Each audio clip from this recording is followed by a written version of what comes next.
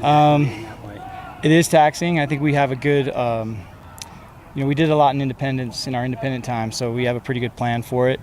Didn't play well last year when we went 2 time zones away, so we have to do better than that. But I think we have a good plan, and I expect us to play well. Is it more psychological or physical in your mind with that? I don't think it's psychological necessarily, but it is. It just throws off your normal routine a little bit, so you have to make some adaptations, with practice and travel on Thursday. It's just a little bit inconvenient, that's all, but I think we have a good plan for it. Was last Saturday the healthiest you've seen LJ this season? Yeah, LJ's 100%, and that's the guy we know and love. We've been missing that, and thought he played very well, and expect more of that. Yeah. Hinckley's healthy too. He is, yeah. What's the latest on Sione Aimoa? Hinckley played really well in the game as well. He is a really good blocker and had an explosive play on that option play, and he's really reliable too. Sione, we're expecting him to play this week as well, so yeah, excited to have him back. Not a lot to nitpick about when you score 38 points, but what would you like to see cleaned up maybe with the offense? Well, the turnovers in the first half, 2 of them I can do better for the team. The Hail Mary, we're probably too far away to try a Hail Mary right there. If it's to win the game, it's probably worth it. But right before the half, there's probably more bad than good that can happen right there, and I probably should have just ran the ball and gone into the half, and then put Falau in a tough spot too on one of those turnovers.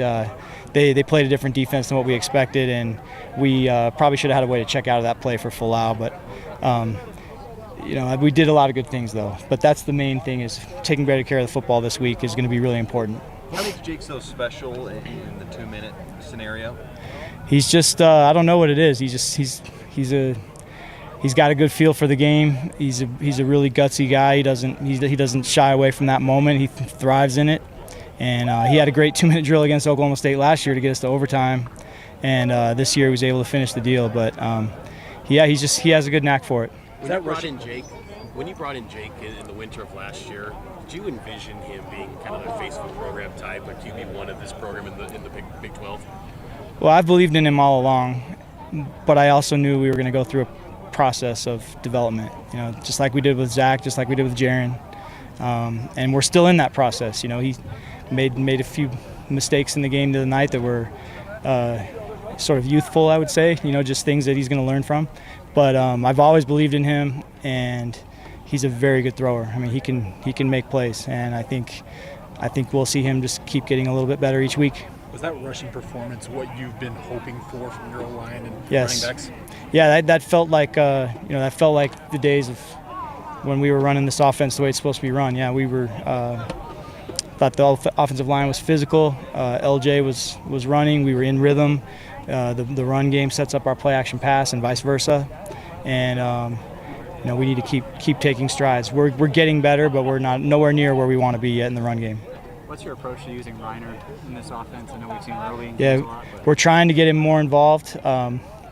The hard part is just he's a freshman, and there's a lot to there's just a lot to all these defenses we're playing against are pretty complex, and so we're trying to find a way to have a few more plays for him each week, both run and pass, and but that is a priority. He's a good player. Has Bruce cemented himself as the starter at center until Connor comes back?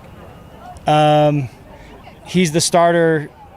I don't know how to answer that. He's starting right now because we're just not. I guess with Marcassini work his way back. I mean, he got the job out of necessity, and then he's done a really good job. So we feel really comfortable with him there, and we're still bringing Sonny back. And so we'll have some options. I don't know exactly what we're going to do yet, but we have a lot of confidence in Bruce. And Sonny was playing great before he got hurt too. So look forward to getting all those guys back. We can't wait to get Connor back too. Jake told a story about how when you were recruiting him at Riverside, how he told his receivers that the BYU was showing up and like 20 receivers showed up.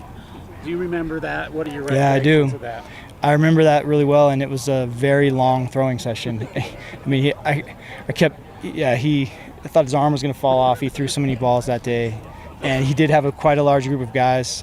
And one of the things I was really impressed with was he took charge of it and ran the show and told them what to do, what routes he wanted. He had a plan. He executed it for us and did very well. even with this all the expectation or the attention that's coming to this team with the success, is the offense still maintaining that edge that they had in the preseason to prove people wrong? Well, that's what we keep talking about. I mean, it wasn't that long ago nobody thought we were any good, and so I've told all the guys that was nonsense then, and then all the praise and stuff you get now is nonsense too. All that matters is playing well against UCF on Saturday. It sounds boring, but it's a one-game season. Go beat UCF and then see where you're at, and that's everything else is really not worth thinking about or paying any attention to. By playing in Florida, do you feel like it can give you guys a presence recruiting-wise in the future with having kind of hey, every couple of years we're going to be in your home backyard? I think there's always been a player or two here from Florida over the years. I mean, even back when I played, there was a few. Brian McKenzie was a teammate of mine from Florida. Yeah, I don't think Florida will ever be like our backyard recruiting area, but I do think that there's always a chance, and we've had enough players from Florida here that it's not outrageous. We have some kids from Atlanta, and we've got kids from all over. So I think it's in this day and age, it's possible to get guys from anywhere. Feels like last question. Darius and Jake have developed quite the connection. What would you attribute that chemistry to? Just reps. A year ago we were all just a bunch of new guys learning a new system, and now you've got a year of working together. You're starting to see chemistry and execution develop across the whole offense. You're seeing things show up. That's things that happen in games where, as coaches, we say, okay, we've repped that so many times, and then it happens in that moment, and we're ready for it now. Where there was times in the past where a lot of things were happening for the first time, and I just say it's just reps. Two good players getting a lot of reps together. All right, thanks. Yep. Okay. Yep. See you guys.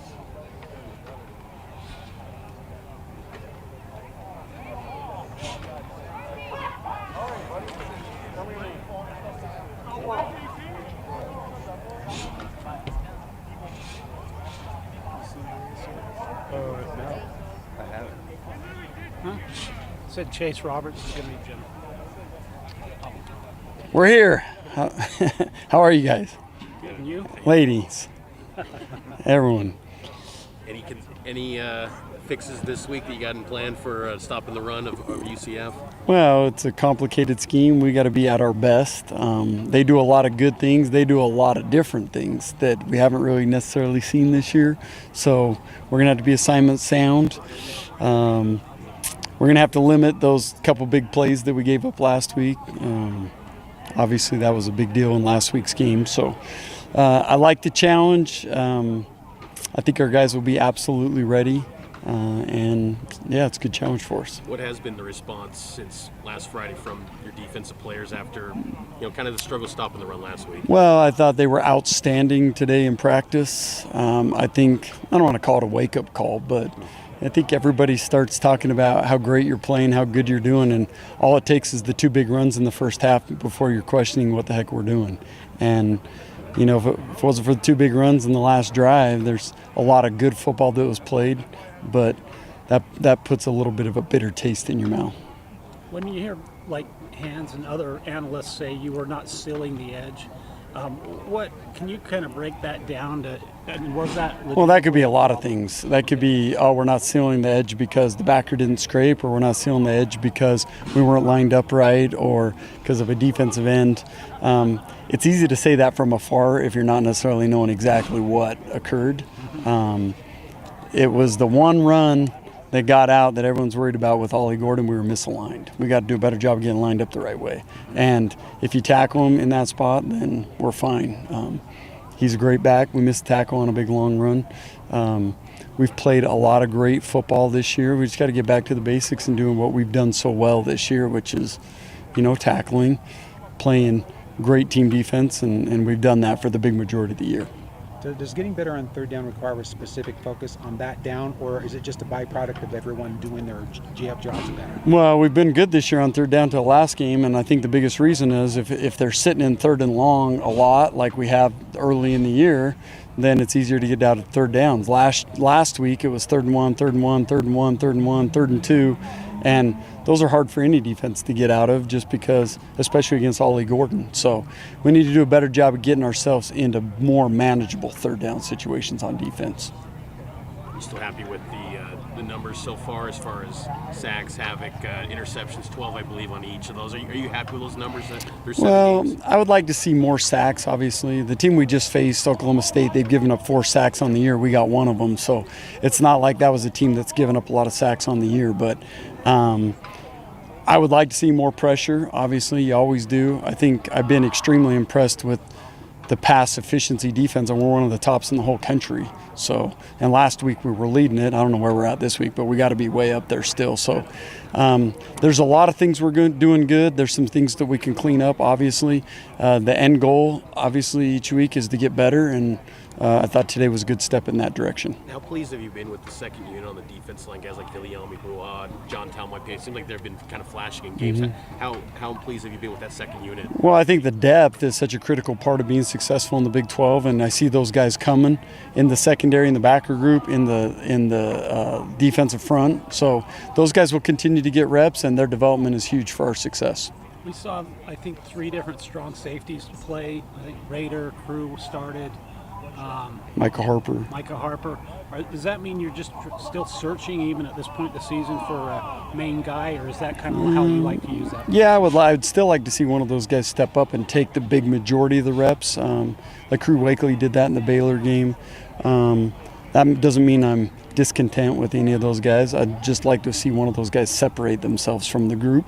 I've said this before, we have 6 guys that started games in our safety group, and then we got 2 freshmen that are very talented that have made plays this year. So that's just how that group's played, and I'd like to see someone separate themselves in the strong safety group, but I wouldn't be surprised you continue to see multiple guys play.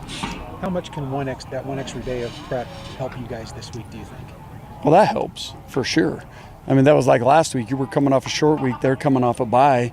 I don't want to say that's an advantage, but that's a big deal in college football. And so this week, the extra day of preparation and rest can be big, getting your bodies healthy. I thought today we looked fast and fluid, maybe as good as we've looked in a couple of weeks. So I thought that was a huge deal having the extra day. What about the coaching staff? Did you guys spend Saturday watching the UCF game? Oh, yeah. Yeah, we spend time always preparing for, obviously, UCF in this situation.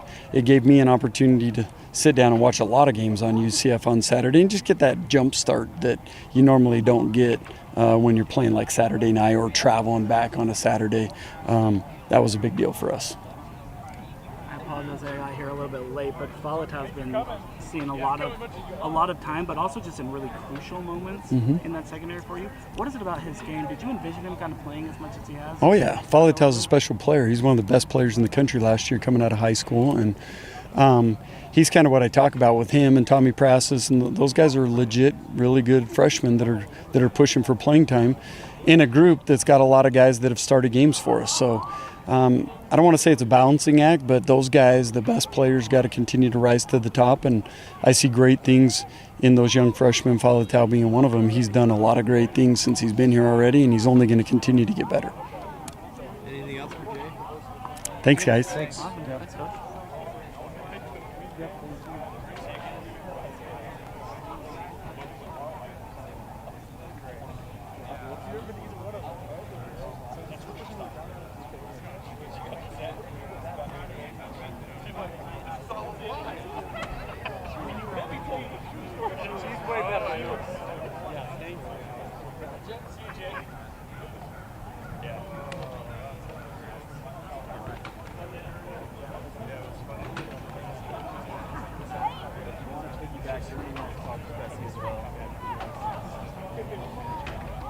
All right, Sean. Good. Are you here or are you somewhere else? All right. You want to scoot up a little bit, or is that good? Okay. All right. It looks like you've been getting some good plays with Jake. Uh-huh. How can you describe the chemistry between you and Jake? We've always had that chemistry, and it's been building every day. And it's not only on the field, but off the field as well. We're locker buddies, so we always have fun together and have become really close this season. So it translates, onto the field as well. So we love Jake. He's awesome. Speaking of Jake, Yeah. is it kind of interesting or intriguing to you that he's kind of emerging as kind of the face of BYU football, kid from outside the culture and all that, and and kind of moving in seamlessly to that? Yeah, I've always known that he had it in him to become just a good ambassador for this university.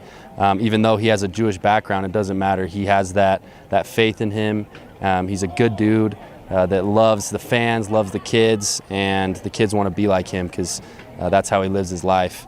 And he's just fit into that role so well. And I mean, it comes from making plays on the field, and he's been doing that, and he's been fitting into that role as well. And I'm very proud of what he's done so far and what he's going to do for this university and his legacy that he's going to leave in the future. I was just going to ask you, have you seen him kind of grow into that role as his confidence grows and his? Oh, of course, yeah. He's really bought into the culture here at BYU. I think that's the biggest thing. And then people start to see that and want to be like him, players on this team, and also put people away not on the team. So he's really just fit into that role perfectly. A BYU quarterback's a big shoes to fill, right? So he's done so great in that. Do you remember the first time you met Jake? I remember he came in, a couple years ago, and a little JUCO kid.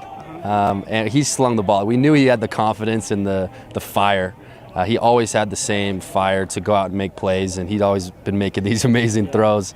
Even if he was the backup, there was always that, if he came in, he's going to make some amazing throws. So we always knew Jake had the skill set and the mindset to play at a high level, and now he's showing it, being one of the best quarterbacks in the Big 12 and in college football. I know Keaton kind of leaned on you to navigate the Pro Bowl landscape and culture. Has Jake done the same thing, or maybe who's his go-to guy? Yeah, I think he's done well at becoming friends with everyone and kind of figuring things out and making sure that he knows BYU really well and knows all the good places to go. And I think he's just become friends with everyone. I think he has a girlfriend here, so I'm sure that helps too. She can show him around, and I don't know if I should mention that. Those ultra bachelors off the market. Yeah, sorry girls, sorry ladies. No, he's the man. So it's been awesome to become close with him, take him around BYU, and see him fit in so well. What is your podcast going to have in it?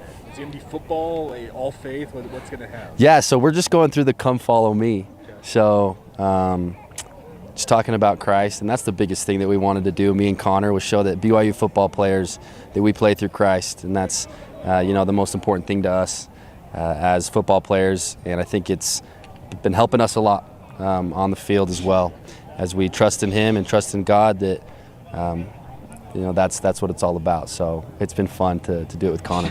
When you look at this Central Florida defense, UCF. What do you see? What stands out about this unit? They're very disciplined. They have really good players on the outside, long corners that are fast and quick. So they trust their guys in man, and also scheme up different types of stuff as well. So we need to play our game and really focus in and do well. So I'm excited for this matchup, and it's going to be a fun one.